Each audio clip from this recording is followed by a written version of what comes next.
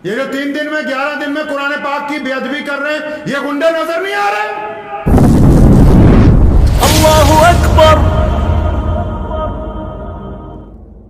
रमजानुल मुबारक का इस्तकबाल उसकी शान के मुताबिक होना चाहिए। यहाँ पंजाब में रवाज चला कई साल पहले, अब थोड़ा सा कम हो गया। वो कहते अपने अपने कमरों पे एक एक हाफिज बुला लो, बस वहीं तरावियां पढ़ लेंगे।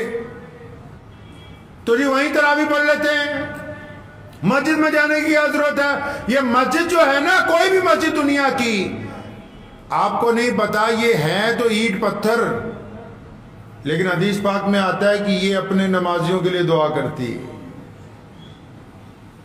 और फिर इसको गुस्सा भी आता है, जो इसको वीरान करते हैं उनके लिए बद्दुआ भी करती है।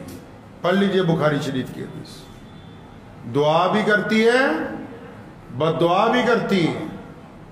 इसलिए अपनी मस्जिद को आबाद कर लें। और वो लोग भी सुने जिनको शौक है 3 दिन में कुरान सुन लेना है, 11 दिन में सुन लेना है। कुरान पाक की जो नौजुबिल्लाह लाइव बेअदबी शुरू की है अब इन मुसलमानों ने, चुप है, चंगे चंगे मौलवी चुप है। 3 दिन में कौन सा कुरान जरूरी है तरावियों में खत्म करना? हदीस पाक में तो आया कि पूरे रमजान नमाज तरावी में कुरान पाक सुना जाना चाहिए। तो ये 3 दिन में, बाकी इन्होंने 27 दिन कहां जाना है जी?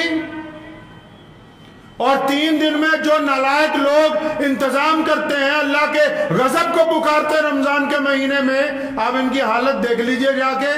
इमाम नियत बांधता है, ये नौजुबिल्लाह बाहर बैठ के बिड़ियां फूक रहे होते हैं। वो जब 1 घंटे बाद कहता है अल्लाहु अकबर रुकू में, तो दौड़ के सारे जाके नियत बांध लेते हैं। ऐसे बदमाशों के छतरौल फिरनी चाहिए। तुम्हें ये गुंडागर्दी नजर नहीं आती? तुम्हें गैर मुस्लिमों की तो नजर आ जाती कि फला बंदा नौजुबिल्लाह कुरान पाक की बेअदबी कर रहा है, फला ने कुरान पाक के मुतालिक ये कह दिया। ये बदमाशी नजर नहीं आ रही? ये जो 3 दिन में 11 दिन में कुरान पाक की बेअदबी कर रहे हैं, ये गुंडे नजर नहीं आ रहे? सारी की सारी मस्जिद बाहर सड़क पर फिर रही है, 3 सफे खड़ी हैं, इमाम सुना रहा है 3 दिन में कुरान खत्म होना है जी, हाफिज रेल आए हुए हैं जी, अल्लाह अकबर। पूछा नहीं कभी हजूर अकरम सल्लल्लाहु अलैहि वसल्लम से भी ये जो तमाशबीनी हो रही है इस्लाम में, ये इसलिए बनाई है मस्जिद? हमारे यहां भी शहर में एक है, उन्होंने शुरू किया जी 3 दिन में कुरान पढ़ना। भाई जाना कहां है बाकी के 27 दिन? क्या बाकी के 27 दिन तरावियां माफ हो गई? और ये 3 दिन का कुरान है कि बाद में पीछे खड़े होकर तुम बदमाशी करते रहो और रुक को अक्सा के नियत बांध लो। फिर ये पूछते हैं कि मुसीबत क्यों आई? कुरान पाक के साथ नौजुबिल्लाह गुस्ताखी करके फिर जाके पीर जी को पूछेंगे जी पीर जी घर में बड़ी परेशानी है, क्यों आई? तू कर क्या रहा है यहां रमजान में? फिर ये जाके बड़े बड़े बुजुर्गों को जाके कहता है जी सिर पे हाथ रख दो हमारे। वो तू 200 सिर पे हाथ रखवा ले जो नौजुबिल्लाह अल्लाह के कुरान की बेअदबी करता हो। वो जिसने अल्लाह से दुश्मनी मोल ले ली रमजानुल मुबारक के मुकद्दस महीने में, वो चाहता कि मेरे सिर पे हाथ कोई मौलवी रख दे, इसका बेड़ा पार हो जाए। इस्लाम में ऐसे बेड़े पार नहीं होते।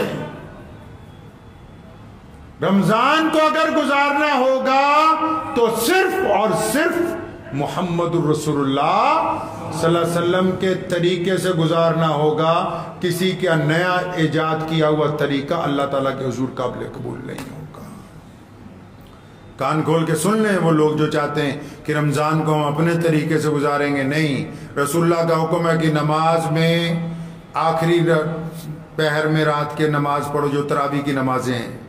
रसूलुल्लाह का हुक्म है जमात से नमाज पढ़ें। रसूलुल्लाह का हुक्म है रोजादार रोजा रखे तो फिर उसके बाद झूठ ना बोले। रसूलुल्लाह का हुक्म है कि रोजादार रोजे को फाड़े नहीं, मतलब अपनी काम से कोई ऐसा काम ना करे जिससे रोजा टूट जाए। वो खाना पीना नहीं है, वो नौजुबिल्लाह गाली देना है, वो गंदगी के इरादे करना है, वो किसी के साथ नौजुबिल्लाह जिना का इरादा करना है, बेईमानी का इरादा करना है, किसी के साथ ठगी का इरादा करना है। तो रमजान किसके तरीके से गुजारना है भाई? प्यारे नबी मोहम्मद रसूलुल्लाह सल्लल्लाहु अलैहि वसल्लम के तरीके से। दुआ कीजिए कि अल्लाह ताला इन बातों पे मुझे भी और आप सबको अमल करने की तौफीक अता फरमाए। जो उम्मीद है कि आपको ये वीडियो पसंद आई होगी। अगर पसंद आई हो तो ये आप अपने दोस्तों के साथ शेयर करें और इस चैनल को सब्सक्राइब जरूर करें।